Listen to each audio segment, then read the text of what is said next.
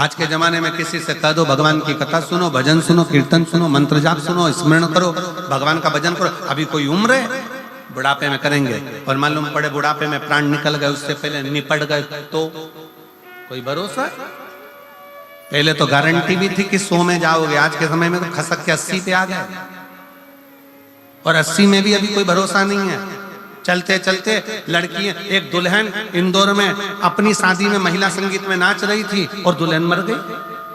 अभी हमारे एक शाहपुर के पास में एक दूल्हा घोड़ी पर बैठा हुआ था, वीडियो देखा होगा आप लोगों ने, घोड़ी पर बैठा और दूल्हा घोड़ी पर बैठा और बस उतरने ही वाला था और प्राण छूट गए। जीवन का क्या ठिकाना है, किसको मालूम कौन की मृत्यु कब आएगी, कौन मरेगा कब, कैसे मरेगा, इसका ठिकाना है, किसको मालूम?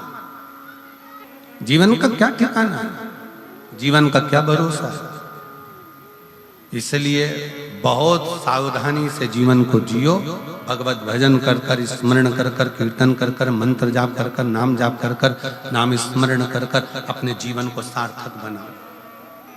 खूब भागवत मिलेगी, खूब तुमको कथा मिलेगी, स्मरण मिलेगा, संकीर्तन मिलेगा, भजन मिलेगा, सब कुछ मिलेगा। और शिव महापुराण की कथा जब तक मेरा बाबा ना चाहे तब तक नहीं हो सकती। उसने चाहा तो ये कथा हुई है और आप श्रवण करो, उसकी कृपा। यहाँ किसी मनुष्य के बल की बात नहीं है। शिव पुराण की कथा सुनना, सुनाना और कराना हमारी सामर्थ्यता नहीं है कि हम शिव पुराण की कथा बाँच दें। गोविंद जी, गोपाल जी के बस की बात नहीं कि शिव पुराण की कथा करवा लें और आपके बस की बात नहीं है कि आप कथा सुन लो। कथा कराने वाला भी तारा बाबा है, कथा बाँचने वाला भी तारा बाबा है और कथा सुनने वाला भी तारा बाबा है। वो करा रहा है, कर रहे हो, सुन रहे हो, वो उसकी सामर्थ्यता है, अपनी नहीं है कुछ। तुम्हारे काया का अभिमान मत करो, ये काया कम माटी मिल जाती है, कोई भरोसा। एक बीमा कराने की भी एक उम्र होती है। कोई 80 साल 90 साल का बीमा कंपनी में जाकर कह दे और कहें मुझे बीमा कराना, बीमे वाले कहेंगे घर जाओ, पागल हो गए हो, 80 साल में कोई बीमा होता है? अब तो तुम ऊपर जाने की उम्र और तुम बीमा कराने आए हो, पूरा की पूरा पैसा आप भी लेना चाहते हो। बीमा कराने के लिए भी उम्र देखी जाती है, 18 साल, 20 साल, 25 साल, 30 साल, 35 साल, 40 साल, 50 साल। 50 साल के बाद बीमा वाला भी 50 बार सोचता है कि बीमा करूं कि नहीं करूं। जैसे बीमा कराने की उम्र होती है, उसी तरह ब्यूटी पार्लर जाने की भी उम्र होती है। कोई 85 साल की, हाथ थर थर कांपे, मुंडे से पूरा सोफा सेट निकल गया, खिड़कियां खराब हो गई, गेट दोनों बेकार, मशीन से काम चल रहा, पूरा चेहरे पर सल पड़ा, हाथ पूरे कमजोर, कपड़े ऐसे लग रहे जैसे हैंगर पे टांग दिए और पूरा शरीर बेकार। और फिर उसको घर की बहुएं ब्यूटी पार्लर में ले जाके बिठा दी और फिर पार्लर वाली ने कहा मुंह ऊपर करो। अब ऊपर भी करे तो अब गर्दन भी कब तक, जवानी अवस्था हो तो ठहरी रहे, बुढ़ापे में फिर कब। अब पार्लर वाली ने बेचारी ने चेहरे पर मेकअप करना चालू करा। हमारी सास का मेकअप कर दो, हमारी दादी सास है, मेकअप करो। तो एक एक्स्ट्रा लड़की बुलाई कि इसकी खाल ऐसे खींच खींच के पकड़ो। अब चेहरे का तो मेकअप कर दोगी, फिर इतने में पार्लर वाली ने पूछा सोफा सेट तो है ही नहीं, दांत कहाँ है? तो वो बहू बोली फ्रीज में रखे हैं। फ्रीज में फिर डिब्बी मंगवाई फ्रीज में से के लेके आओ, थोड़ा सा चेहरा ठीक हो जाएगा, दांत लगाए, फिट करे। अब इतने में 95-80 साल की डोकरी बोली बूढ़ी अम्मा, लेंस लगा दो आंखों। बीमे की भी उम्र होती है, ब्यूटी पार्लर की भी उम्र होती है, उसी तरह शिव महापुराण सुनने की भी उम्र होती है कि सुनो, ये भी उम्र, शरीर साथ देगा नहीं और कथा में जाकर बैठ भी जाओगे तो मन लगेगा नहीं, तो क्या मतलब। होती है अपने सिरसा में शिव पुराण तभी। बीमे की उम्र होती है 70-80 में बीमा नहीं कराया जाता। ब्यूटी पार्लर की उम्र होती है, पार्लर भी जब थोड़ा ठीक हो तभी कराया जाता है। उसी तरह भजन की, शिव पुराण की भी उम्र है। ये शरीर घर में थक कर पड़ जाए उससे पहले एक बार कुबेरेश्वर धाम में जाकर रुद्राक्षोत्सव का दर्शन भी करो और कथा। सिरसा वालों सावधान, तारा बाबा की कुटिया में कथा चल रही है, दिल से सुनो, नहीं तो ऊपर जाकर यमराज भी पूछेगा तेरा क्या होगा रे कालिया। सावधान, दिल से सुनो, हृदय से सुनो। कथा सुनने के बाद जैसे प्रसन्नता में अपने घर जाती हो ना, जिस दिन प्राण छूटेंगे ऊपर जाओगी ना, तो तुम्हारे स्वागत में बहुत सारे लोग खड़े होंगे। क्यों? शास्त्र कहता है, अग्नि पुराण को पढ़कर देखना, अग्नि पुराण में लिखा है भगवान नारायण का कोई भक्त मरता है तो बैकुंठ में साज सजते हैं। भगवान राम और कृष्ण के भक्त मरते हैं, बैकुंठ में साज सजते हैं। पर शंकर का कोई भक्त जब प्राण छोड़कर जाता है तो 33 कोटि देवता नगाड़े बजाकर साज सजाकर उसका स्वागत करते हैं।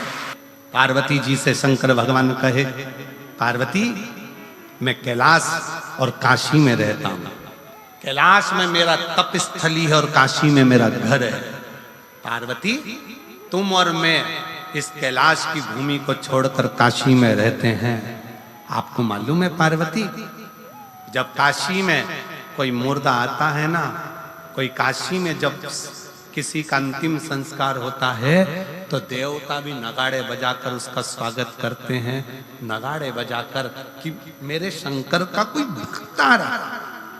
क्या अंतर है शिव के भक्त में और संसार के भक्त में? क्या अंतर है? कोई भक्त मरता है, वो मरने के बाद कहां जाता है? जम के बोलो, नरक की बैकुंठ? जम के बोलो जरा, बैकुंठ। और बैकुंठ में कब तक रखा जाता है उस भक्त को? जब तक उसका पुण्य चल रहा है, पुण्य चल रहा है, उसने जो पुण्य करा होता है तब तक बैकुंठ में रहने देते हैं। आपको होटल के 5 स्टार 7 स्टार होटल के रूम में कब तक रखेंगे? जब तक तुम्हारी जेब में 1000 की गड्डी पड़ी है, 500 का नोट की गड्डी पड़ी है, तब तक तुम्हें होटल के रूम में रखा जाएगा। और वेटर भी कहेंगे जी सर, सामान आदि ये वो सब। तुम्हारे जेब में 1000 की गड्डी, 500 की गड्डी जो तुम्हारे जेब में पड़ी है, 500 के नोट जो तुम्हारी जेब में पड़े हैं, उसके कारण बस तुमको उसी तरह बैकुंठ में भी कब तक रखा जाएगा जब तक तुम्हारा पुण्य तुमने जो करा है वो पूरा खर्च नहीं हो जाता। जैसे ही पुण्य समाप्त होगा, बैकुंठ से धक्का मारकर नीचे फेंक दिया जाएगा। भक्त बैकुंठ से वापस धक्का मारकर नीचे फेंक दिया जाता है, उसका पुण्य जब समाप्त हो जाता है। पर शंकर का भक्त, शंकर को 1 लोटा जल चढ़ाने वाला, शिव का नाम लेने वाला जब मरकर जाता है तो किसी की सामर्थ्यता नहीं होती कि डबल से नीचे भेज दे, वो शंकर का हो जाता है। शिव के भक्त का दूसरा जन्म नहीं होता। पार्वती जी ने शंकर भगवान को कहा था, क्या काशी में जो मरा है, काशी में जिसके प्राण छूटे हैं, वो दूसरी बार जन्म लेगा? शंकर भगवान कहे नहीं, मेरा भजन करने वाला, मेरा स्मरण करने वाला, मेरा मंत्र जाप करने वाला दूसरी बार जन्म नहीं।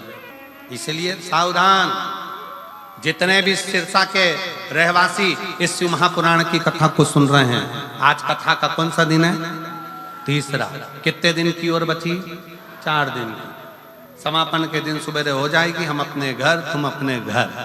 4 दिन की कथा और बची है। सिरसा वालों का भाग्य है कि कथा का रस तत्व ग्रहण करके अपने जीवन को उतारना और शंकर की भक्ति में ऐसे डूब जाना कि अगली बार जब बाबा अगर कथा कराए तो तुम्हारा भी पत्र यहाँ आए कि मेरे बाबा से मैंने मांगा था इसी पंडाल।